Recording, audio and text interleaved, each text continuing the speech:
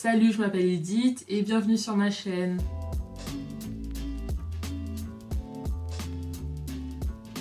J'avais envie de vous parler de mon expatriation en Angleterre. Donc j'habite en Angleterre depuis octobre 2016 et je me suis dit que ce sujet pouvait en intéresser certains. Alors j'ai obtenu ma licence LLCE en 2016, ça s'appelle LLCER maintenant. Et du coup j'avais dans l'idée de faire une pause en fait avant de commencer mon master parce que à l'époque je voulais faire prof d'anglais en France. Et donc je me suis dit pourquoi pas partir à l'étranger. Et puis si on fait une licence LLCE ou LEA par exemple, une année à l'étranger c'est toujours bien, c'est toujours un plus. Donc j'ai cherché sur internet et j'ai trouvé une agence au pair qui s'appelle Pebble, je vous donnerai le lien en barre d'infos. Du coup j'ai commencé à chercher en mai et je suis partie en octobre. Alors je ne suis pas allée à Londres parce que je connaissais déjà la capitale. Je suis allée à Bedford, c'est une ville de taille moyenne au centre de l'Angleterre. Et je suis restée là-bas 1 an. Donc quand vous êtes au pair, vous vivez en famille d'accueil et vous occupez des enfants de cette famille. Donc du coup avant d'aller à l'école et après l'école. Donc entre 9h et 15h, vous êtes libre. Moi ce que je faisais quand j'étais libre, c'est je sortais beaucoup, je visitais plein d'endroits. Quand je pouvais. Je prenais aussi des cours d'anglais, je prenais des cours de préparation à l'examen Cambridge Advanced Exam, c'est CAE. C'est une certification d'anglais en fait, de niveau C1. C'est un peu comme le TOEFL en fait, et ça permet par exemple d'intégrer une université anglophone quand on est étranger. Donc j'étais à Bedford, j'aimais beaucoup l'Angleterre, je voulais pas repartir et à la fin de l'année en fait j'ai entendu parler du PGCE. Donc le PGCE c'est un diplôme en fait qui permet d'enseigner en Angleterre, mais le problème c'est que c'était la fin de l'année et qu'il y avait tellement de papiers à rassembler. Pour septembre en fait, il y avait encore des places mais j'avais trop de papiers à rassembler et du coup je me suis dit pourquoi pas refaire une année au pair et prendre le temps de m'inscrire, de faire toutes les interviews plutôt que de tout faire à la va-vite en fait. Du coup j'ai fait une 2e année au pair, cette fois-ci à Londres. Donc cette fois-ci j'étais encore au pair mais cette fois-ci à Londres, c'était trop bien, j'ai trop adoré cette année. Et du coup pendant cette année j'ai eu le temps de demander des lettres de recommandation, de faire mes lettres de motivation. J'avais aussi besoin de faire des observations parce qu'en fait avant de s'inscrire au PGCE il faut connaître le système. Du coup on m'a demandé de faire des observations de classe dans des collèges-lycées en fait. Donc je suis allée dans quelques collèges-lycées à Londres et j'ai fait des observations. J'ai aussi aidé aux oraux de français pour les terminales. Donc j'avais rempli tous mes papiers, j'avais toutes mes lettres de recommandation, j'avais fait mes observations, j'ai envoyé mon dossier sur le site UCAS. J'avais choisi je crois 3 universités et il y en a 2 qui m'ont rejeté. C'est cool. Et j'ai reçu ensuite un mail de l'université de Reading et ils voulaient que je vienne à l'université pour faire un entretien.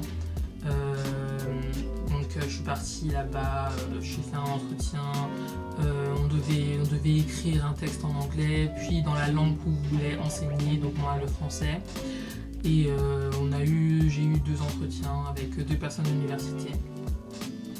Donc j'ai été prise, j'étais super contente.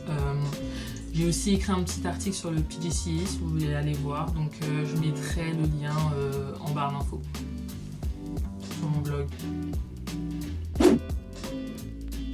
Donc là, avant de commencer la fac, il fallait que je trouve un logement en fait. Du coup, c'est la première fois que je devais trouver un logement, parce qu'en plus, j'avais jamais fait ça en France. Et avant j'étais au pair, parce que quand on est au pair, on vit en famille d'accueil. Du coup, moi j'ai utilisé le site Spare Room, je vous mettrai le lien. Donc Spare Room, c'est un site là où vous pouvez trouver des logements en colocation ou des chambres. Donc c'était super simple en fait. Du coup j'ai pris un Airbnb à Reading, je suis restée 5 jours là-bas et en 5 jours en fait j'ai fait plein de visites à Reading avant de déménager. Je conseille surtout pas de prendre un logement depuis l'étranger en fait, parce qu'il y a tellement d'arnaques, je conseille pas du tout en fait. Je vous conseille de venir sur place, de rester quelques jours dans un Airbnb ou un hôtel et de faire plein de visites, d'enchaîner plein de visites et comme ça vous voyez le logement avec vos propres yeux et donc voilà. Donc c'est ce que je conseille. Et oui aussi j'avais pas besoin de garant, tous ces trucs là. J'avais juste besoin de la caution et d'un mois de loyer, voilà. J'avais trouvé mon logement et donc le PGC commençait. Non mais le PGC là, c'était un an de... je faisais que travailler. Franchement, j'ai jamais autant travaillé de ma vie. C'était un an de travail, cours magistraux, ensuite placement. Donc placement en fait c'est quand on est à l'école, en fait quand on est en stage. Donc cours magistraux, cours avec les autres étudiants de MFL. Ensuite école, ensuite faire des plans de leçons, ensuite faire des dissertations, ensuite 5000 mots, ensuite 8000 mots, faire des... Il y avait trop de trucs, on faisait aussi des exposés là, il y avait vraiment trop de trucs. Je le savais en fait avant de commencer. Parce que le PGC a comme réputation d'être difficile en fait, mais c'était extrêmement dur, mais c'était qu'un an, vraiment c'était qu'un an. Et du coup à la fin, j'ai obtenu le diplôme et j'étais trop contente. À la fin de l'année aussi, à la toute fin de l'année, j'ai trouvé du travail. Parce qu'en fait on nous dit, pendant le PGCE, donc ça dure un an, on nous dit pendant le PGCE, en janvier, vous devez chercher du travail en avance pour la rentrée prochaine en fait. Et du coup moi j'ai commencé à chercher vers le mois de mai. J'ai envoyé quelques CV mais sans succès en fait. Et je me rappelle que je devais rentrer en France, je crois il me restait 5 jours en Angleterre avant les grandes vacances. Et j'avais encore rien trouvé. Je me demandais si il fallait que je trouve après les grandes vacances, donc en septembre. Parce que même en septembre, à la rentrée, il y a toujours de la place. Ou s'il fallait que j'envoie encore des CV alors qu'il me restait 5 jours en France. Et du coup, qu'est-ce que j'ai fait? J'ai envoyé mon CV à une agence, parce qu'ici il y a beaucoup d'agences spécialisées dans l'éducation en fait. J'ai envoyé mon CV dans une agence et ils m'ont dit tiens, il y a une école qui cherche un prof de français, par contre vous devez faire l'entretien, c'était le jour où je devais partir en France. Mais bon ouais, j'y suis quand même allée et je me rappelle que j'avais mis ma valise et tout, j'avais mis ma valise à la consigne et j'avais tout à l'école, tout ça. Et donc l'interview s'était super bien passée. En général, quand vous faites une interview dans une école, vous arrivez, on vous fait visiter l'école, vous devez faire une leçon de démonstration. Donc on vous dit tout à l'avance, quelle classe c'est, le niveau, tout ça. Et donc leçon de démonstration, on vous fait visiter l'école. Ensuite j'ai eu une interview avec la principale et le head of department de langue. Et je suis rentrée en France et le lendemain ils m'ont appelé, ils m'ont dit que moi j'avais le poste et j'étais trop contente. Donc du coup maintenant je suis à Londres et je suis prof de français dans un collège-lycée.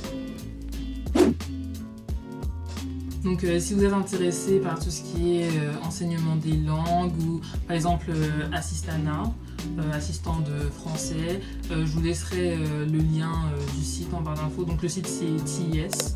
Donc il y a plein d'annonces pour ceux qui veulent travailler dans des écoles au Royaume-Uni ou même en fait à l'étranger en fait. Ouais. Donc j'ai oublié de dire que pour travailler au Royaume-Uni, vous devez absolument demander le NI number, donc c'est le National Insurance Number, c'est un peu comme la sécurité sociale, le numéro de sécurité, ouais, en France. Et donc vous pouvez absolument pas travailler sans ce numéro. Donc pour demander ce numéro, vous devez juste appeler un job center et donc ils vont vous demander vos informations, ils vont vous donner un rendez-vous, vous allez devoir amener quelques papiers, on va vous poser des questions, pourquoi vous êtes là, est-ce que vous avez déjà trouvé un travail. Et donc voilà, quelques jours après, vous recevez votre NI number par la poste. Et j'ai oublié de dire aussi que vous ne pouvez pas appeler pour avoir un NI number depuis l'étranger parce qu'ils ne vont pas répondre en fait. Donc il faut déjà être en Angleterre pour pouvoir les appeler et prendre rendez-vous. Il faut savoir que moi je suis venue en Angleterre avant le Brexit. Du coup, à cette époque, on avait besoin d'un passeport ou d'une pièce d'identité valide pour pouvoir venir et s'installer.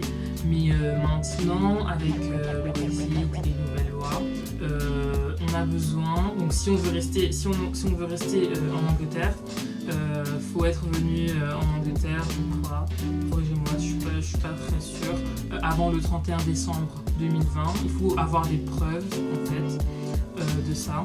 Et donc, vous demandez le pre-settled status si vous êtes en Angleterre depuis moins de 5 ans et le settled status si vous êtes en Angleterre depuis plus de 5 ans. Donc maintenant avec le Brexit, si vous voulez vous installer au Royaume-Uni, il va vous falloir un visa, parce que j'ai entendu un visa étudiant, un visa travailleur. Il faudra absolument que vous ayez un travail avant de venir. J'ai entendu parler de salaire minimum aussi. Vous aurez peut-être besoin d'un sponsor. Donc voilà, mais je vous laisserai les liens du site du gouvernement dans la barre d'infos. Donc voilà, c'était une courte vidéo d'introduction. Donc si vous avez des questions sur l'Angleterre, sur Londres, laissez-les en commentaire, n'hésitez pas. Je vais prendre le temps d'y répondre.